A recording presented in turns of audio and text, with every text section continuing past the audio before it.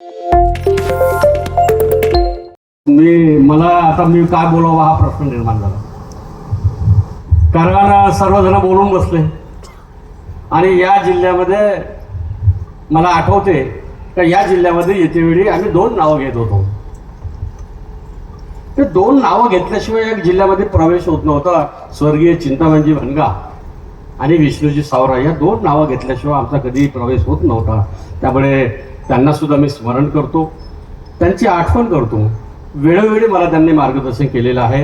वेळोवेळी मला काय करावे काय करू नये याच्याबद्दल बोलले असल्यामुळे निश्चितच त्यांचं स्मरण झालेलं आहे. आज प्रामुख्याने उपस्थित असलेले सर्व लाभार्थी, या जिल्ह्यातले सर्व लाभार्थी, प्रामुख्याने सर्व पत्रकार बांधव, सर्व इलेक्ट्रॉनिक मीडियाचे बांधव, तुमचं सुद्धा मनापासून या पालघर जिल्ह्यामध्ये स्वागत करतो. कदाचित कोणाची बसण्याची व्यवस्था जर झाली नसेल तर त्यांना सांगा का बा हरकत नाही, बा आपलाच आहे कार्यक्रम, तुम्हीच आयोजित केलेला असल्यामुळे त्यांना त्यांच्याशी संवाद करावा अशी अपेक्षा करतो. आज मला अतिशय आनंद होता. मी जेव्हा भरतसेठ कुठल्याही जिल्ह्यात जात असतो तर जिल्ह्यात गेल्यानंतर आमच्या आदिवासी विभागाच्या माध्यमातून महाराष्ट्रामध्ये अनेक लाभार्थी आहेत, आमचे बरेच लाभार्थी असते, परंतु लाभार्थ्यांशी संवाद होत नाही. आणि आमचे पीओ आणि एटीसी साहेब खूप काम करते, मनापासून काम करते, डोक्यातही घेते आणि डोक्यावरही घेऊन काम करते, तरी प्रसाराने प्रचार होत नाही. जोपर्यंत आम्ही केलेलं काम सांग, कारण आज जमाना कसा आहे सर, काम कमी करते जास्त दाखवते. आमचं डिपार्टमेंट खूप काम करते, खूप निधी आहे, परंतु आमचं डिपार्टमेंट सादरीकरणामध्ये दाखवण्यामध्ये कमी पडत असल्यामुळे भविष्यामध्ये आमचे जे प्रकल्प अधिकारी आहे, सर्व आदिवासी विभागाचे अधिकारी आहे, आमचे सर्व आमदार आहे, खासदार आहे, लोकप्रतिनिधी, त्यांना नम्र विनंती आहे की जे काम केलं त्याचं सादरीकरण झालं पाहिजे, जनतेला दाखवलं पाहिजे, सांगितलं पाहिजे की आम्ही गरिबाचं कल्याण करतो, जनतेची सेवा करतो, लाभार्थ्यांशी संवाद करतो. अशा प्रकारची मानसिकता ठेवून आपण सर्वांनी काम करावं अशी अपेक्षा करतो. आज बऱ्याच मागण्या आल्या. या महाराष्ट्राचे मुख्यमंत्री देवेंद्र फडणवीस यांच्या नेतृत्वात महाराष्ट्र धावणार आहे, महाराष्ट्र धावत राहणार आहे. आणि त्यामुळे जबाबदारी सांगतो, या सर्वांच्या साक्षीनं, आमच्या अधिकाऱ्याच्या साक्षीनं, लोकप्रतिनिधी साक्षीनं, लाभार्थ्यांच्या साक्षीनं आदिवासी विभाग सुद्धा धावत राहणार, कदापि थांबणार नाही, अशा प्रकारचा सर्वांना मी शब्द देतो, आश्वासित करतो. आज महाराष्ट्राचे मुख्यमंत्री देवेंद्र फडणवीस साहेबांनी 100 दिवसाचा कार्यक्रम दिला.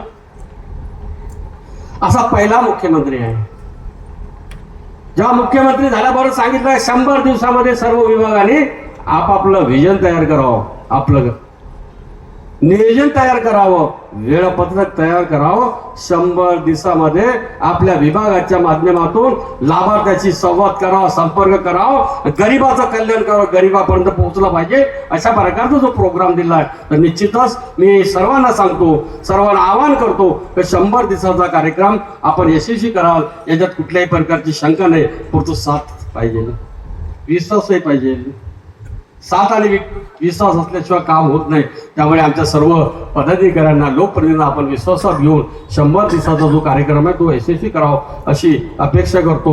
आणि निश्चितच पालघर जिल्ह्याचा कायापालट विकास करण्यासाठी, पालघर जिल्ह्याचा कायापालट आणि विकास करण्यासाठी हरीशजी तुम्ही बोललात, खासदार साहेब तुम्ही बोलले, आमचे राजेंद्र भाऊ बोलले, आमचे अध्यक्ष बोलले. अध्यक्ष साहेब,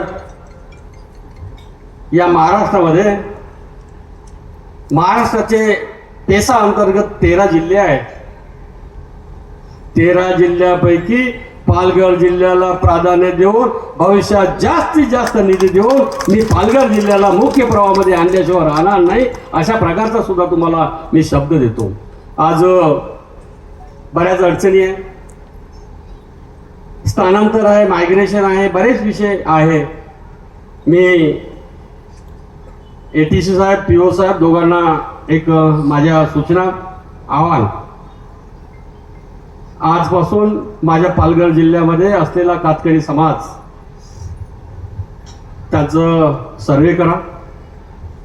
किती कुटुंब आहे, किती परिवार आहे, किती शिकत आहे, किती शिकत नाही, त्यांच्यासाठी स्वतंत्र पॅकेज जाहीर करतो. त्यांना मुख्य प्रवाहामध्ये आणायचं आहे असा आदिवासी विभागानं संकल्प करावा. अशा प्रकारच्या सुद्धा माझा तुम्हाला सूचना आहे. त्याची प्रभावी अंमलबजावणी करून याच बजेटमध्ये मी कातकरी समाजासाठी विशेष ज्या योजना आहेत, कारण यानंतर कदापि स्थानांतर झालं नाही पाहिजे, रोजगारापासून वंचित राहिला नाही पाहिजे, अशा प्रकारचं चांगलं नियोजन करावं. एक टीम बनवावं. टीमच्या माध्यमातून तुम्ही चांगली योजना बनवा. त्या योजनेची प्रभावी अंमलबजावणी करावं अशी अपेक्षा करतो. बऱ्याच आमच्या सन्माननीय आमदार महोदयांनी मागण्या केल्या. मी जबाबदारी सांगतो, आमचा मुलगा शिकला पाहिजे, आमची मुलगी शिकली पाहिजे. परंतु या सत्रामध्ये 24-25-17 ज्या ठिकाणी वसतिगृह आहे, ज्या ठिकाणी आश्रम शाळा आहे, त्या ठिकाणचे निश्चितच विद्यार्थी संख्या वाढेल, निश्चितच प्रवेशाची संख्या वाढेल. अशा प्रकारचं सुद्धा मी आवाहन करतो. आणि निश्चित पुढच्या वेळेस जास्तीत जास्त विद्यार्थी, एकही विद्यार्थी वसतिगृहापासून वंचित राहणार नाही, एकही विद्यार्थी आश्रमशाळेमध्ये प्रवेश झाल्यापासून वंचित राहणार नाही, अशा प्रकारचं सुद्धा मी तुम्हाला आश्वासित करतो. मित्रो, महिला सक्षमीकरणाच्या बाबत आमच्या विभागाच्या माध्यमातून शबरी आदिवासी विकास विभागाच्या माध्यमातून बऱ्याच भगिनी आम्ही तिथून स्टॉल पाहत आलो. महिलांच्या चेहऱ्यावर हास्य होतं, खुश होत्या. आम्ही कुठेतरी रोजगार मिळाला आम्हाला. या रोजगाराच्या माध्यमातून परिवाराला, आता एका माझ्या बहिणीने सांगितलं या ठिकाणी व्यासपीठावर की मला आदिवासी विभागानं प्रकल्प काढण्याच्या माध्यमातून मिळालेला जो निधी आहे, त्या माध्यमातून मी 2 मुलीला ANM केलं, एका मुलीला मी MBBS करून बोललो. हा आत्मविश्वास आदिवासी कुटुंबामध्ये निर्माण करण्याचं काम आदिवासी डिपार्टमेंट करत असल्यामुळे मी भविष्यात सांगतो, प्रकल्प अधिकारी साहेब, ATG साहेब, आमचे मुलं आणि मुली फक्त हरिश्चंद्र भाऊ, फक्त आता आपण रोजगार आणि रोजगारावर न राहता, राजेंद्र भाऊ, आता आपण रोजगार आणि रोजगारावर न राहता भविष्यात आपले मुलं आणि मुली पायलट आणि हवाई सुंदरी झाल्या पाहिजे, अशा प्रकारचा संकल्प भविष्यात केला पाहिजे. आमचे मुलं पायलट आणि हवाई सुंदर जेव्हा होईल तेव्हा असा आदिवासी समाजाप्रती पाहाचा जो विचार आहे, मन आहे, बदललं पाहिजे. अशा प्रकारचं भविष्यामध्ये आदिवासी विभागाच्या माध्यमातून, शबरी आदिवासी विकास विभागाच्या माध्यमातून तशा प्रकारचा प्रोग्राम केला. येणाऱ्या काळामध्ये तशी योजना आम्ही राबवणार हे निश्चय केलेला आहे. आणि निश्चितच माझ्या हजारो आदिवासी मुलं आणि मुली पायलट आणि हवाई सुंदर झाल्याशिवाय राहणार नाही, अशा प्रकारचा सुद्धा आदिवासी विभागाच्या माध्यमातून संकल्प केला. तो आमचा संकल्प निश्चितच सार्थक ठरेल, निश्चित पूर्ण होईल, अशा प्रकारची सुद्धा अपेक्षा करतो. मी 2 नावं घेतले तेव्हापासून स्वर्गीय चिंतामणजी वनगाव होते, स्वर्गीय विष्णूजी सावराव होते, तेव्हापासून या जिल्ह्याचा माझ्यावर असलेलं प्रेम नसले तरी त्यांचा एक प्रतिनिधी म्हणून या जिल्ह्यावर विशेष लक्ष देऊन जास्तीत जास्त निधी देण्याचे प्रयत्न करेल अशी अपेक्षा करतो. कुठलाही तुम्हाला मागं पाहायची वेळ येणार नाही. आता रोजगाराच्या बाबत MIDC बाबत बोलले, MIDCच्या बाबत आपल्याकडे असलेली उपलब्ध जमीन जर असेल तर निश्चितच आपल्या डिपार्टमेंटमध्ये तो देऊ. परंतु आपण जे उपलब्ध कराल त्याला आदिवासी विभाग सन्मानजनक निधी देईल. मुख्य प्रवाह आणण्यासाठी आम्ही कुठल्याही प्रकारची अडचण आणणार नाही, अशा प्रकारचं सुद्धा तुम्हाला आश्वासित करतो. आणि आज विद्यार्थ्यांनी DBTच्या बाबतीत आंदोलन करू नये. आपल्या आदिवासी विभागाच्या बाबत काही कारण नसताना गैरसमज निर्माण करत आहेत, काही कारण नसताना अविश्वास निर्माण करत आहेत. माझ्या सर्व पालकांना हात जोडून विनंती, तुमचा भाऊ व्हा, तुमचा पालक आहो. तुम्ही दिलेली मला या महाराष्ट्राच्या मुख्यमंत्री देवेंद्र फडणवीस साहेबांच्या नेतृत्वात काम करण्याची संधी आदिवासी विकास मंत्री म्हणून दिलेली आहे. मी सर्व पालकांना आवाहन करतो, विनंती करतो की आदिवासी विभागावर विश्वास ठेवा. या महाराष्ट्राचे मुख्यमंत्री देवेंद्र फडणवीसवर विश्वास ठेवा, आदिवासी विकास विभागाचे मंत्री यांच्यावर विश्वास ठेवा, सर्व व्यासपीठावर बसले त्यांच्यावर विश्वास ठेवा. भविष्यामध्ये आम्ही जास्तीत जास्त योजना गरिबापर्यंत नेऊ, एवढंच सांगतो. कधीही अविश्वास आणि अपप्रचार होता कामा नये याची काळजी घ्यावं. सर्व पत्रकार बांधवांना मी एक विनंती करतो, उठसूट झाला काही सांगते, कारण आता व्हॉट्सअप तर जमाना आहे. उठसूट झाला व्हॉट्सअप जर पाठवला ना हरीश भोईजी, व्हॉट्सअपवर आला नाही कधी मेसेज तर पाहतही नाही, वाचत नाही किशोर भाऊ. तसाच फॉरवर्ड करते. त्याच्यात काय कसं आहे कशाने कोणासाठी काहीच पाहत नाही. त्यामुळे भविष्यात माझ्या पालकांना तुमचा भाऊ म्हणून विनंती करतो, हात जोडतो, नतमस्तक होतो, तुम्ही सत्य का असत्य का याचा शोध करावा. कधी गैरसमाजाने अविश्वास करू नये अशी विनंती करतो. मला बोलावलं, सन्मान केला, आदर केला, खूप छान वाटलं. सातत्याने अशाच प्रकारचे पालघर जिल्ह्यामध्ये कार्यक्रम होत राहो. तो जाहीर बोलता येणार नाही, त्यामुळे जाहीर बोलता येत नाही. त्यामुळे निश्चितच आता पत्रकार परिषद माझ्या पत्रकार बांधवांना विनंती करतो की आपण निश्चितच या जिल्ह्यामध्ये आल्यामुळे आदिवासी विभागाने समाजसेवक सर्व कार्यकर्ते पदाधिकारी जिल्हा परिषदेच्या अध्यक्षापासून तो उपाध्यक्षापासून सभापतीपासून सर्व अलर्ट झाले. बा यानंतर हा जिल्हा थांबणार नाही आहे, जिल्हा धावणार आहे अशा प्रकारची भूमिका ठेवून सर्व पत्रकार बांधवांनी अतिशय प्रामाणिकपणे तशा प्रकारचं मत व्यक्त करावं, सहकार्य करावं. माझ्या अति दुर्बळ आदिवासी भागातल्या जिल्ह्यातल्या कार्यकर्त्यांना पदाधिकाऱ्यांना आपण मुख्य प्रवाहामध्ये आणण्यासाठी आपण, कारण चौथा स्तंभ आहे, चौथा स्तंभाची फार गरज असते. चौथा स्तंभ कारण स्वातंत्र्याच्या पूर्वी आणि स्वातंत्र्याच्या नंतर पत्रकारांची अतिशय महत्वाची भूमिका राहिलेली आहे. माझ्या सर्व पत्रकार बांधवांना आवाहन करतो की सत्य काय आणि असत्य काय शहानिशा केल्याशिवाय आपण कुठल्याही प्रकारची चुकीची बातमी येणार नाही याची दखल आणि काळजी घ्यावं अशी विनंती करतो. आणि मला इथं बोलावलं, सन्मान केला. माझे सर्व सहकारी विधिमंडळाचे सर्व सहकारी अधिकारी, आमचे पदाधिकारी सर्व, आता कोणाचे नाव सुटले असेल त्यांनी सर्वांनी समजून घ्यावं. आणि निश्चितच आपला जिल्हा कसा 5,000 वाला, कोणी 10,000 वाला, कोणी 50,000 वाला बोलले आमचे लाभार्थी की पहिलं व्यासपीठ असेल, पहिलं लाभार्थ्यांना बोलण्याची संधी, लाभार्थ्यांनी मत मांडण्याची संधी, हे पहिलं व्यासपीठ आहे. आणि ते फक्त आणि फक्त कोण करू शकते? आदिवासी विभागच करू शकते. आदिवासी विभाग फक्त लाभार्थ्यांना सन्मान आणि सत्कार करू शकते, हे आम्ही सिद्ध करून दाखवलं. त्यामुळे फार काही चिंता करायची गरज नाही. येणाऱ्या काळामध्ये 5,000 बंद न्यूक्लियस बजेटचे, 10,000 बंद, काही किराणा दुकान 5,000 द्यायची नाही. आता याच्यानंतर न्यूक्लियस बजेटमध्ये 50,000पासून तर 2 लाखापर्यंतची मुदत वाढवण्यात एवढा आदिवासी डिपार्टमेंटने निर्णय घेतला. त्यामुळे आता काही विषय 5,000 10,000 ठेवत गेले दिवस. आणि एडीसी साहेब आहे, पीओ साहेब आहे, तुम्हाला सूचना आहे, या भागातला असलेला आदिवासी समाज, या भागातलं आदिवासी समाजाचं कल्चर, अशा प्रकारचं एक तुमचं प्रस्ताव बनवा.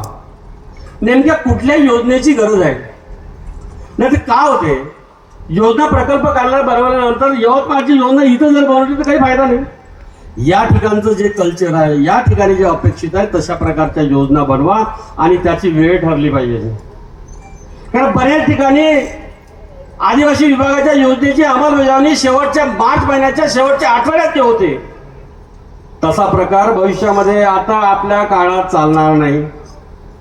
आता आणि फक्त जाहिरात देऊन लाभार्थ्याची निवड झालेल्या लाभार्थ्यांना लाभ टप्प्याटप्प्यानं, म्हणजे जुलैमध्ये किती, सप्टेंबरमध्ये किती, फेब्रुवारीमध्ये किती, अशा प्रकारचा टप्प्याटप्प्यानं निधी द्यायचा संकल्प करावा, तशा प्रकारचं नियोजन करावं. एकदाच मार्चमध्ये पैसे दिले आणि लाभार्थी निवडला असं भविष्यामध्ये आमच्या डिपार्टमेंटमध्ये प्रकार घडणार नाही असं सुद्धा सर्वांना आश्वासित करतो. पालघर जिल्ह्यामध्ये आल्यानंतर कालपासून मी अभ्यास करत होतो. सर्वांशी संवाद होत आहे, सर्वांशी चर्चा होत आहे. आणि ते एकच लक्षात येते, प्रत्येक जण बोलतो की शिक्षकांची शाळेची वसतिगृहाची आश्रम शाळेची वेळ बदलव, अनुदानित असो किंवा शासकीय असो.